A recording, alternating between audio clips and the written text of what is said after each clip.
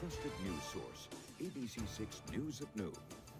Thank you for joining us today for ABC6 News at Noon. I'm Casey Cantz. We begin with a story that is new today at noon. Facing new charges, Brian Walsh, the husband of the missing Cohasset mom, Anna Walsh, in front of a judge today facing murder charges. Want to take you out live right now to Quincy, Massachusetts.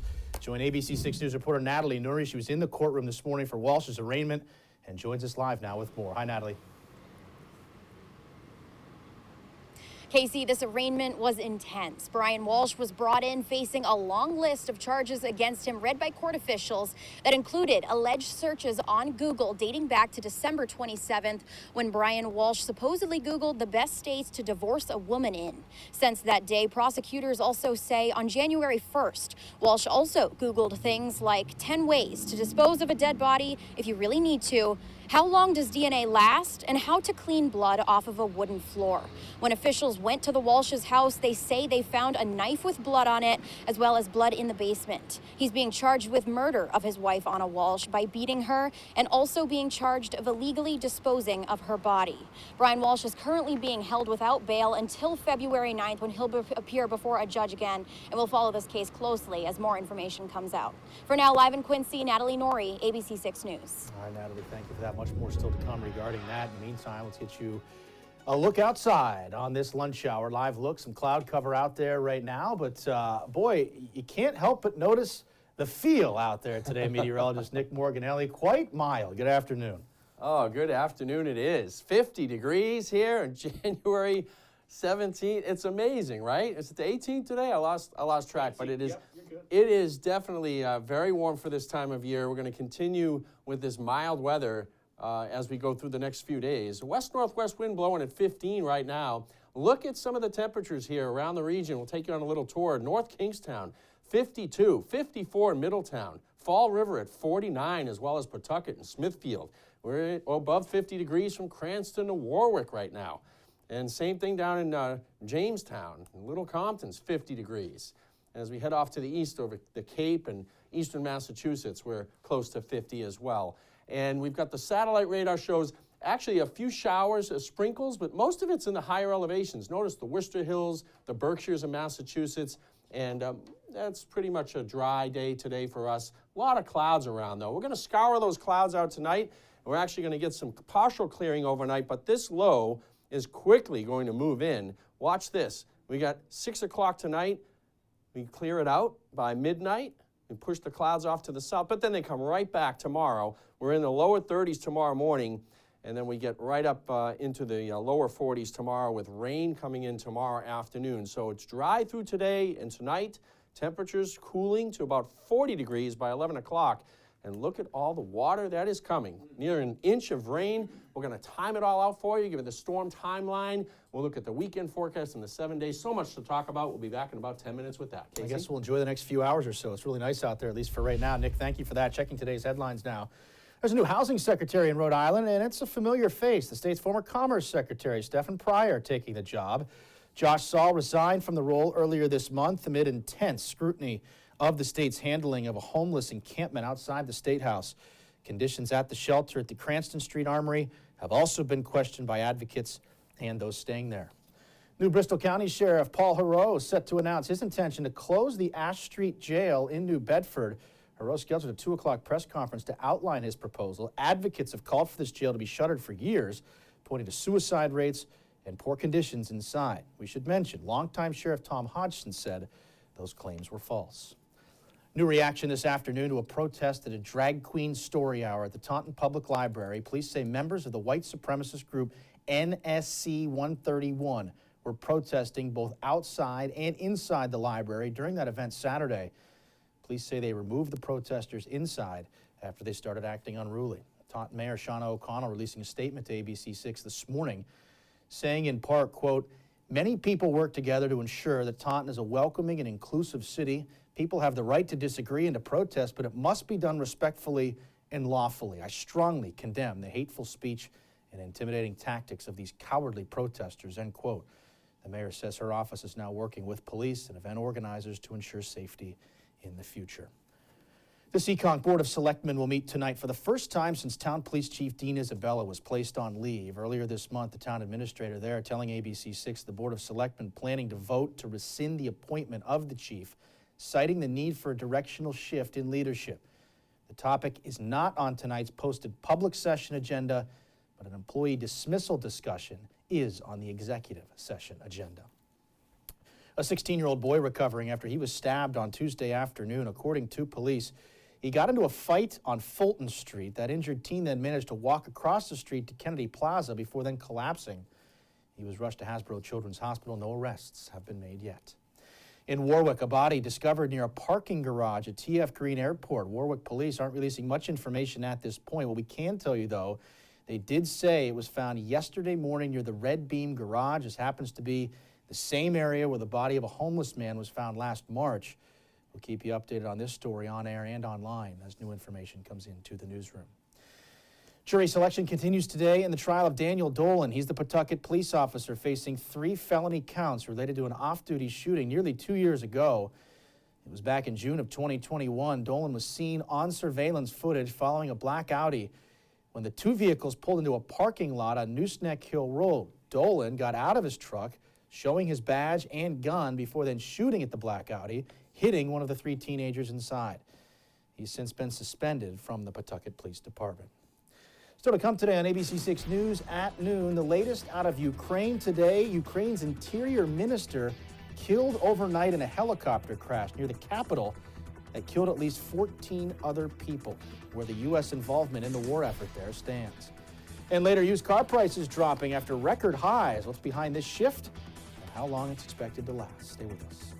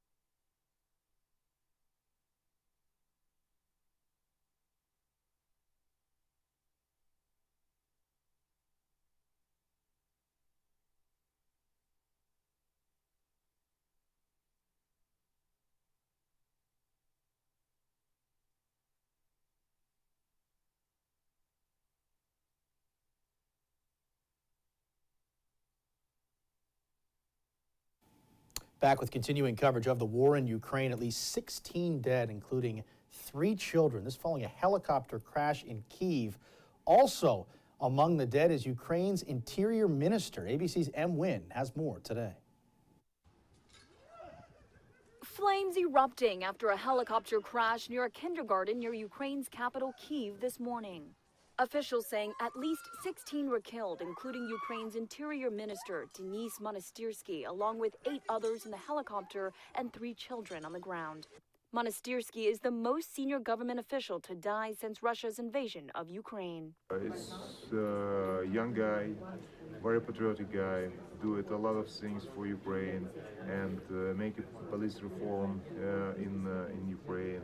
President Volodymyr Zelensky calling them patriots. Another 25 people said to be injured and debris scattered. This grandmother saying she barely escaped the nursery with her granddaughter. The cause of the crash is under investigation.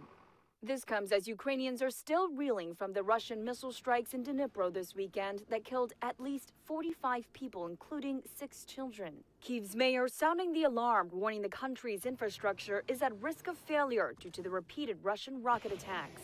We don't talk about the collapse, but can happen any second, because any second Russian rockets can destroy our critical infrastructure. As Ukrainian leaders plead for increased military aid, ABC News now learning the U.S. has withdrawn a significant amount of artillery shells from its pre-positioned stocks inside Israel. And the U.S. reportedly pushing other countries to send more tanks to Ukraine. These are sovereign decisions for each country to make. Today, Russia's foreign minister said the relationship with the U.S. would never be the same, adding negotiations with Ukrainian President Zelensky are for now out of the question. M. Nguyen, ABC News, Washington. And more still to come today at noon, including Nick going to come back with a full look at that 7-day forecast. Stay with us.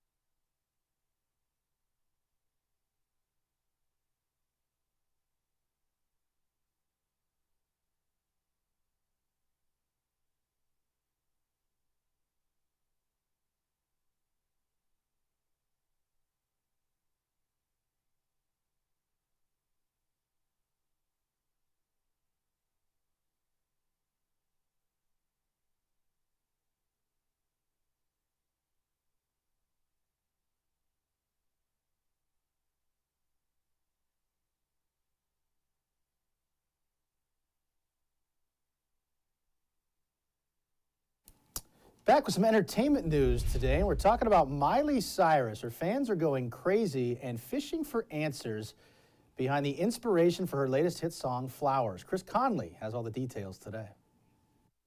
Revenge, it's said, means digging 2 graves, one for your enemy and one for yourself.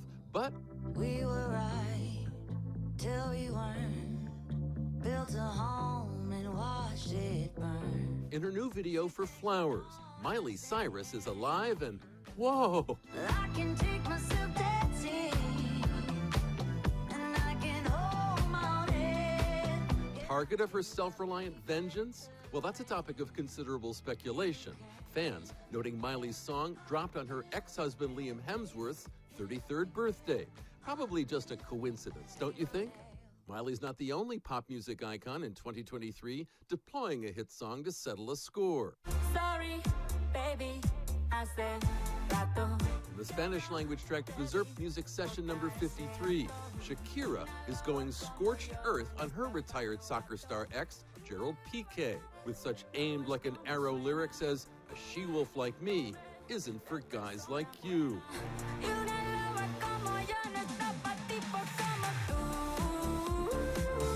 So revenge songs are nothing new. The breakup songs that are a little more petty, a little more pointed, a little more angry. Who doesn't enjoy a good revenge track, like Beyonce's Irreplaceable? Don't you ever for a second get to thinking Or in the hands of pop's 21st century Avenger incarnate Taylor Swift,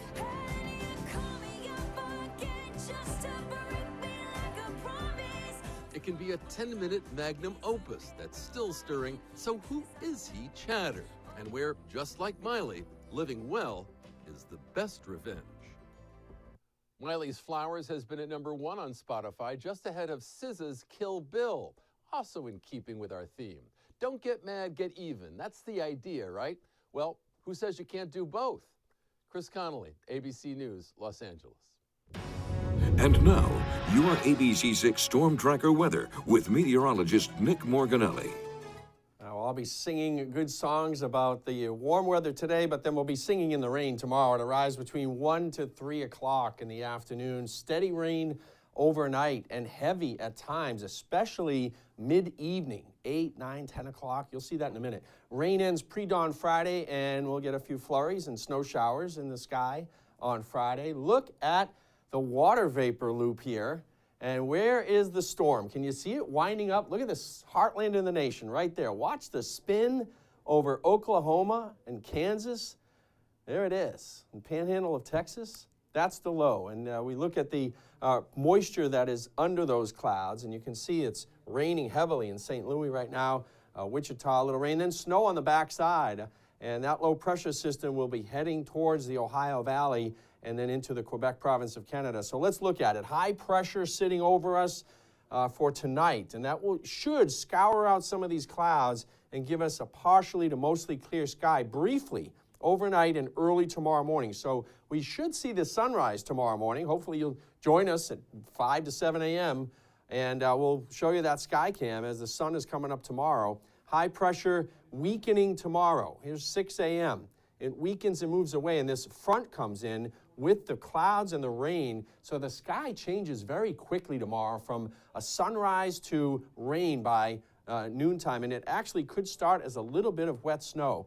And look at the warm front as it pushes in, and then it moves kind of right on top of us. We're in the warm air at this point, snow to the north, and this secondary low pressure system is what will bring in the moderate to heavy rain overnight Thursday, but it's all done just after midnight on Thursday, early Friday morning, and then Friday on the backside we get a few snow showers moving in and flurries. So look at the close-up here. It's 40 degrees in Westerly at 1 o'clock tomorrow afternoon in Providence, but the front edge of that system is a little snow. So you might see a wet snowflake briefly, but the warm air is going to take over. It's going to rain all afternoon and into the evening. Look at the moderate rain in yellow and heavy rain in orange. That's 9 o'clock. And then as we go through, it's pretty much done after midnight, and we're left with a few maybe leftover showers early Friday morning, and then a few snow showers and flurries midday Friday. Temperatures are in the 30s, though, so really no problems on the roadways. We're in the upper 30s, and we might see some snow showers. 32 tonight. Stars and clouds have got that partial clearing. We could go mostly clear for a time tonight. And then tomorrow, it's sun to clouds to rain very quickly between 6 a.m. and noon. So after some early sun, we've got the afternoon and really evening rain, heavy at times. Friday, some snow showers and flurries, and then it's a dry weekend, near 40 degrees over the weekend, and we stay mild early next week. We've got rain again Sunday night and Monday.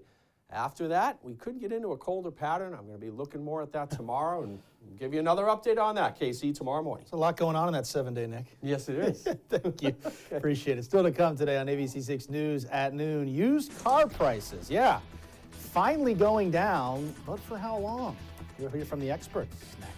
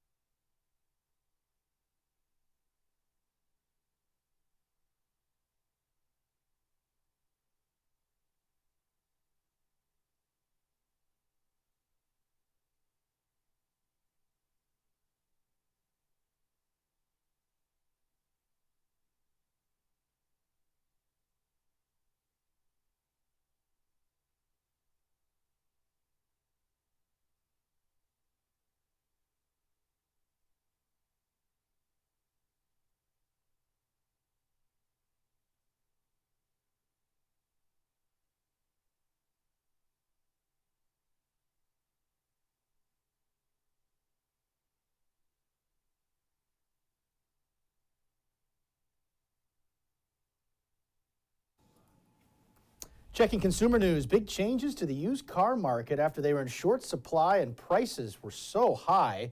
Those prices are now dipping a bit. Gio Benitez has more. If you're looking for a used car, now may be the time to buy. After record high prices, the plunge is steep. Edmunds saying the average price of a used car last month was just under $30,000, a drop of $1,600 since April. We have seen dealers negotiate on cars that a year ago, 6 months ago, they weren't even entertaining negotiations. And the age of the car will make a big difference. Edmunds says newer used cars are down just 5%. Cars 5 years or older, a 15% drop or more.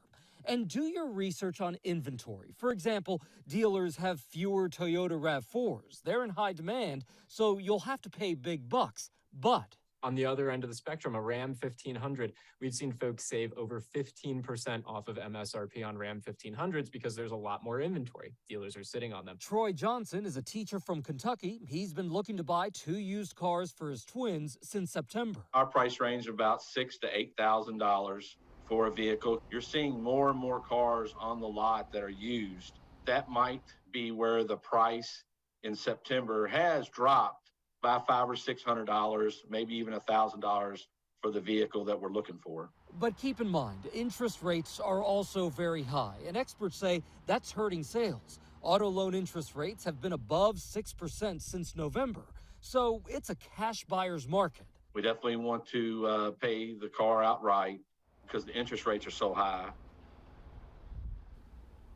That was Gio Benitez reporting. Back to wrap up ABC6 News at noon coming up. And we got to show you this story before we go. What a Kansas City zoo is asking for the public's help after a rhino gender reveal. Yes, you heard that correctly. Nick will also have a final check of the forecast for today. Also, that's 7-day one more time. It's coming up.